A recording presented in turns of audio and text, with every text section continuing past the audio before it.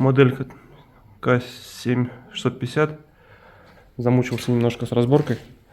В первую очередь надо снимать пластиковые шпильки такие. Они просто вытаскиваются наружу, но туго выходят очень. Надо их вытащить. Ручку не надо разбирать. Две шпильки этих вытаскиваются слева и справа. Ручка кверху поднимается. Потом вот эта штуковина. Здесь болтик был. Вот он. Болтик выкручивается. И эта штука вниз осаживается. Там как такие буквы Г кверху штуки закрываются. Когда она снята, здесь сзади, насколько помню, больше ничего не надо делать.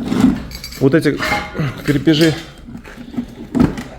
для пистолета просто кверху поднимается на защелке. То же самое вот этот нижний и верхний.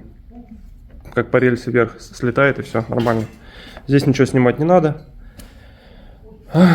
Выкручиваются вот эти два болта. Там крестовая отвертка обычная, двойка.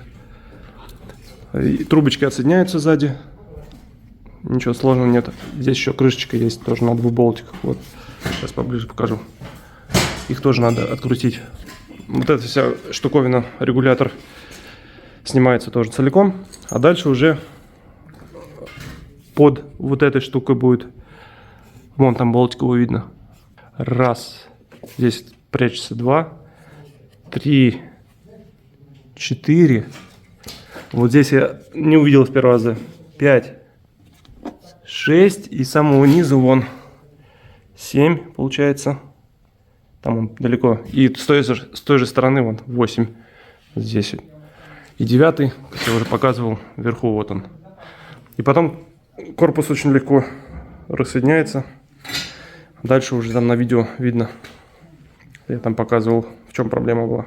Да, забыл еще здесь сзади вот, когда вот эту крышку снимать, крепеж, будете, там шарик есть внутри, зелененький такой. Неважно какой он, пластиковый шарик. Я понимаю, что это типа обратного клапана и что-то такое. Вот его надо не потерять. Там потому что придется трубочку отсоединять. И это у меня шарик выпал, хорошо, что заметил. А только сейчас искал бы очень долго. Неисправность такая, мотор просто гудит. И ничего не происходит. Читал в интернете про обратный клапан, что-то там случается. Ну, когда разобрал, очень сильно удивлен был. Конденсатор вздулся и взорвался. Тебе немецкое качество. 40 микрофарад, 450 вольт.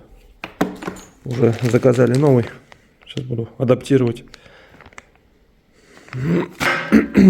Так что вот так. А такая машинка сейчас 50, по-моему, с чем-то тысяч стоит.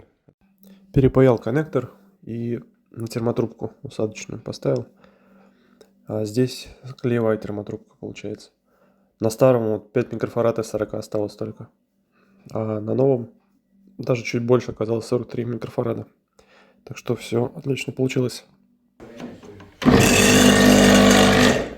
Отлично.